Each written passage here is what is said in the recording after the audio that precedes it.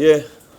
사실 지난 며칠간 저에게 뭐 단일화 운운하면서 국민의힘이 가한 행위는 굉장히 모욕적이고, 그리고 이번 선거를 비전의 선거가 아니라 난장판으로 만들려는 시도였다, 저는 이렇게 규정합니다. 특히 그 당의 방송 패널이나 이런 분들이 나가서 방송에서 전혀 확인되지 않은 정보로 선거판을 어지럽힌 것에 대해 가지고는 그분들에게 상당한 책임이 있다, 이렇게 말씀드리겠습니다. 그래서 오늘 제가 오해 소지를 이제 완전히 없애기 위해 가지고 오전부터 제가, 아마 전화 걸어보신 분은 알 겁니다, 모든 전화번호에 대해서 수신 거부 및 차단을 설정해 놓았고, 앞으로 국민의힘의 어떤 인사와도 이 단일화에 관해서 소통하지 않겠습니다. 그리고 무엇보다도 저는 제가 만들고 싶은 대한민국이 선명하게 있습니다. 그 대한민국을 이루는 과정에 도움이 되지 않는 행동을 하지 않으려고 합니다. 그리고 개인에게 정말 모욕적이었던 것은 정말 제가 4년 전에 정말 어떤 개인적인 욕망보다도 공익을 앞세워서 대한민국의 정치 재건과 복원을 위해 가지고 노력했던 그 2021년부터 2022년까지의 찰나와도 같은 대한민국 보수 정치의 봄에 대해 가지고 어느 누구도 그것을 회복시키려는 시도를 하지 않았고, 어느 누구도 그것에 대해 가지고 누가 그것을 짓밟았고 누가 그것을 다시 바로 세우려고 했다는 것을 드러내어 말하는 것을 주저했고, 그들이 오히려 십수년간 보여줬던 보수 정치에서 가장 민낯이고 저열한 형태의 배신자 담론으로 단일화 담론을 이끌어 나가려고 했습니다.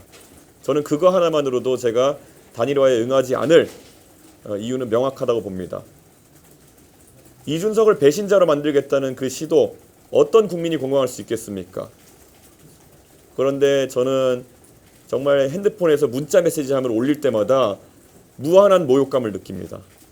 저한테 2022년도에 상스러운 요구로 문자를 날리던 분들이 그 문자가 지워지지 않은 상태에서 2023년에는 저에게 자살 종용하던 분들이 2025년에는 저에게 읍소하고 있습니다. 그리고 며칠 지나니까 저에게 협박을 하고 있습니다. 이게 어떻게 하나의 사람이, 양심을 가진 사람이라면은 저에게 문자 메시지로 계속 지속할 수 있는 행위겠습니까? 그리고 이런 감정선을 가진 사람들과 무슨 일을 도모할 수 있겠습니까? 저는 단연하게, 단호하게 이런 앞으로 저에게 더 이상 감정을 자극하고 정치를 희화화하는 행동을 하지 말 것을 요구하겠습니다. 부탁하지도 않겠습니까?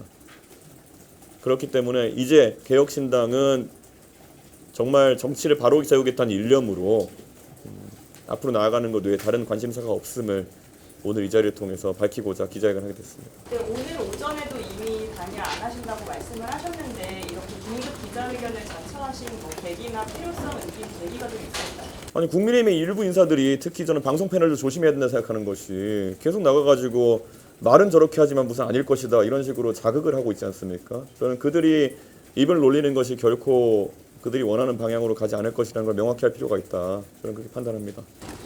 국민의힘 측에서 그럼 다시 후보님 때 러브콜을 진행한 이유는 무엇이라고 생각하세요?